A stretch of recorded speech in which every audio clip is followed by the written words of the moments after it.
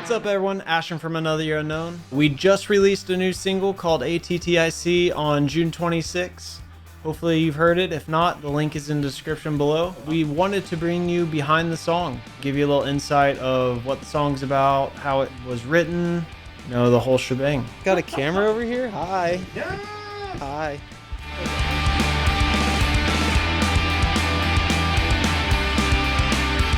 So the name ATTIC started off actually as American Tits, and then we switched it to Tits, and then we were doing like single word letter puns or something stupid, and I was just walking around, I was just like, ATTIC, and I don't know why, but I was like, wow, you know, that could actually work for the name, because the artwork we had was these mountains that looked like boobs, and it made sense with the artwork and the whole concept of the song.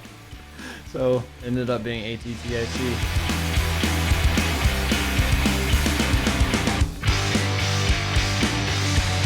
When we were writing ATTIC, I would say we probably were writing over the course of the last year. I mean, technically we're kind of always writing ever since our last recording. This one in particular, it started off with just a guitar riff, and then I wrote some lyrics, which I'll show you right here. Dreams do change, people grow apart forever. Stop like broken hearts, families just seem to fall apart whenever people grow apart. Once I went to rehearsal with that, we started talking about maybe trying to write something a little happier, more positive, or goofy, or just something different, because everything we've been writing lately seemed to be kind of sad or dark. So we came up with the concept: if American Pie were to release a new movie, what would its theme song be? What's something relatable, that's goofy and funny, and you know, that's not so serious? Came up with the idea of Your First Time.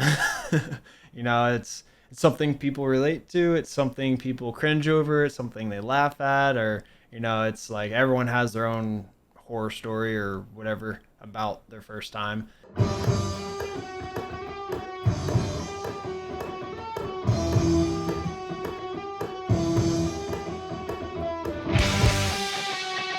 So the starting process of recording, whenever we went down to the studio, they started setting up drums and gave Andrew a bunch of different stuff to choose from as far as what he would like on drums. And then once the drums were set up, we kind of plugged in DI guitar, DI bass, and just some microphones for Chris and I to sing into. And we basically did a live performance of the song. And when we did that, we were basically trying to find the right tempo and everything for the drums to be tracked to. So once we nailed that, they basically just kept playing back Chris and I's demo to Andrew and put a click track on it, and he nailed the drums. He knows how to play his instrument, unlike Chris and I.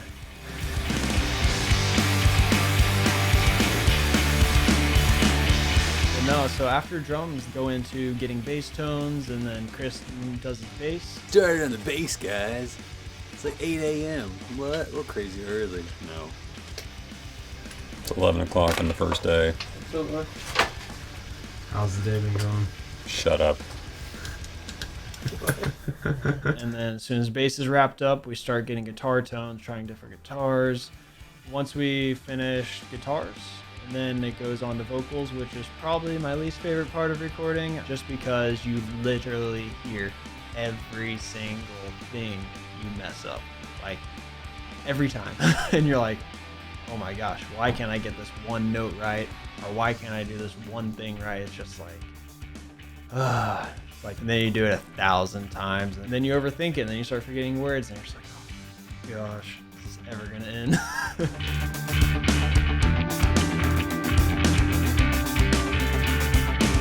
Then it kind of goes into your mixing and mastering, and then they make sure everything's good and working well together, and then it's pretty much done.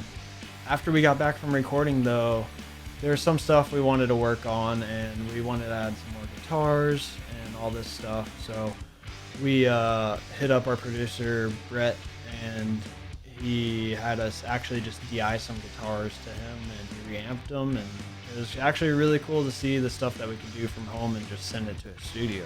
I had no idea that was even possible just through an interface. And Brett literally made the song come to life. I mean, he did such a great job as far as mixing and mastering, and putting guitars in there and telling us what we need to send them and get this done to get it how we want it to sound. I mean, he nailed it. So thanks, Brett, for making our stuff sound cool.